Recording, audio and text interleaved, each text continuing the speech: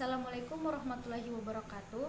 Perkenalkan, nama saya Nevida Mayanti dengan NIM A1S1230004 dari Program Studi Pendidikan Vokasional Teknik Universitas Halu Oleo.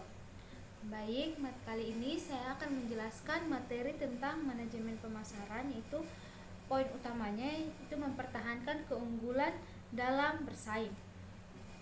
Baik, pertama-tama saya akan menjelaskan tentang keunggulan bersaing. Keunggulan bersaing pada dasarnya tumbuh dan berkembang dari value yang perusahaan mampu ciptakan dan hadirkan untuk para pelanggannya. Menurut Mitchell L. Potter 2008, keunggulan bersaing adalah sumber dan penentu kinerja perusahaan di tengah pasar yang bersaing. Keunggulan bersaing tentang bagaimana cara perusahaan memilih dan menentukan dan menjalankan strategi generik dalam suatu implementasi. Menurut Pardede 2011, keunggulan bersaing terbentuk atas 4 unsur, yaitu pertama, efisiensi, kualitas, inovasi, dan tanggung jawab. Baik, saya akan menjelaskan tentang efisiensi. Efisiensi adalah bertambah kecil biaya yang dibutuhkan untuk membuat satu satuan barang atau jasa, maka semakin efisien perusahaan tersebut. Dengan kata lain, perusahaan dapat memiliki keunggulan bersaing dalam bentuk efisiensi biaya. Selanjutnya, kualitas. Kualitas yaitu untuk mengetahui sejauh mana produk dan jasa dapat memberikan kepuasan melebihi harapan pelanggannya. Dapat dilihat dari keunggulan kualitas produk dan jasa itu sendiri. Keunggulan-keunggulan tersebut termasuk diantaranya citra perusahaan yang baik, biaya operasional yang rendah yang disebabkan oleh kualitas pelayanan yang baik. Karena kualitas pelayanan yang baik terlihat efisiensi jam kerja karyawan yang dibutuhkan untuk memberikan suatu produk atau jasa. Tentunya hal ini akan berpengaruh terhadap produktivitas setiap karyawan yang ada pada perusahaan tersebut. Selanjutnya, inovasi. Inovasi yaitu yang ada pada suatu perusahaan dapat terlihat dari adanya kegiatan baru yang dilakukan dalam memberikan pelayanan kepada pelanggan. Inovasi merupakan suatu keistimewaan atau nilai lebih yang tidak dimiliki oleh pesaing. Keistimewaan ini dapat membuat perusahaan untuk menjaga reputasi dan meningkatkan harga. Selanjutnya, tanggung jawab. Tanggung jawab yaitu bagaimana perusahaan memperoleh dan mempertahankan konsistensi keunggulan bersaing yang tantangan berikutnya akan dihadapi oleh perusahaan. Tentu terus tetap ada dan bertahan, perusahaan wajib melakukan sesuatu hal yang tidak dilakukan perusahaan pesaing. Selain perusahaan ingin lebih unggul dibandingkan pesaing lainnya, tujuan lain dari strategi keunggulan bersaing adalah menciptakan posisi yang tepat, menjaga dan mempertahankan pelanggan setia, memperoleh pasar baru, mengoptimalkan penjualan, menciptakan kinerja bisnis yang efektif. Suatu perusahaan dikatakan memiliki keunggulan bersaing jika berada pada posisi yang lebih baik dari yang lain, atau bisa dibilang lebih baik daripada para pesaingnya dari segi penjualan.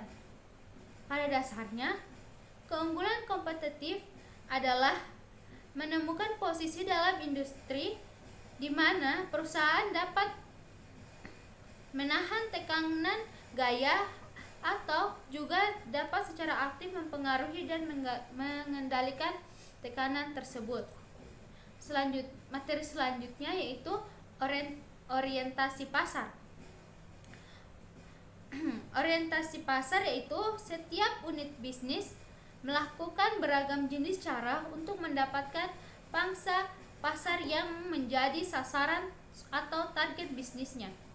Cara-cara yang dilakukan oleh unit bisnis tersebut untuk memperoleh pasar dikenal dengan sebutan strategi pasar. Strategi pemasaran yang sudah terbukti secara efektif dalam teorinya dikenal dengan istilah pemasaran strategik. Pemasaran strategik merupakan pemasaran yang timbul akibat dari dorongan pasar yang berarti bahwa kebutuhan pasarlah yang menjadi dasar dari penyusunan strategi.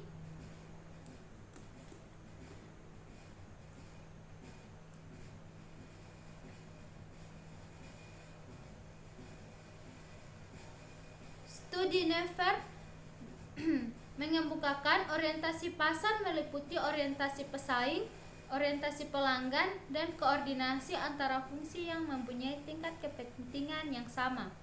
Itu meliputi yang pertama, orientasi pelanggan, orientasi pesaing, dan koordinasi antar fungsi. Baik, saya akan menjelaskan orientasi pelanggan. Itu orientasi pelanggan yaitu pemahaman yang mencakup terhadap pelanggan yang menjadi sasarannya. Terus yang kedua, orientasi pesaing. Harus mengenal dan memahami kelemahan, kekuatan maupun kompetensi serta strategi jangka panjang para pesaing yang ada. Selanjutnya, koordinasi antar fungsi. Penggunaan sumber daya perusahaan yang terkoordinasi melalui semua bagian yang ada di dalam organisasi untuk menciptakan nilai lebih tinggi bagi pelanggan. Selanjutnya, menurut Sudirman, untuk menciptakan tujuan organisasi melalui penyajian nilai unggul bagi pelanggan dan menciptakan keunggulan daya bersaing berkelanjutan, orientasi pasar memiliki beberapa kelemahan, antara lain itu pertama, pelanggan tidak sentiasa menyadari kebutuhannya, terlebih untuk mendatang, sehingga perusahaan perlu mengarahkannya. Yang kedua, walaupun kebutuhan tersebut dapat dikenali oleh konsumen karena mereka sendiri sebenarnya tidak tahu bagaimana cara untuk memenuhinya. Yang ketiga, pandangan yang menganggap pelanggan sebagai orang yang kurang wawasan. Oleh karena itu, orientasi pelanggan merupakan tirani bagi konsep orientasi pasar. Dan materi ketiga, materi ketiga, inovasi. Menurut Tiptono, inovasi adalah implementasi aktual dari sebuah ide menjadi produk atau proses baru. Inovasi biasa datang dari individu, perusahaan, penelitian, laboratorium. Menjaga agar suatu produk selalu diminati konsumen memerlukan upaya kreatif seperti melakukan inovasi terhadap apa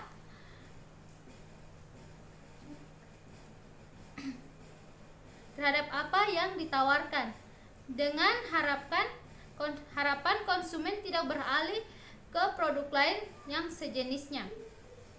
Inovasi itu sendiri merupakan salah satu penentu keberhasilan yang diperlukan agar suatu perusahaan dapat bertahan atau menjadi lebih kompetitif. Menurut Buchari, inovasi adalah mengamati konsumen untuk menentukan dan memuaskan konsumen dengan memberikan produk yang baru. Selanjutnya, Meres dan Marquis dalam Coulter menyatakan bahwa inovasi adalah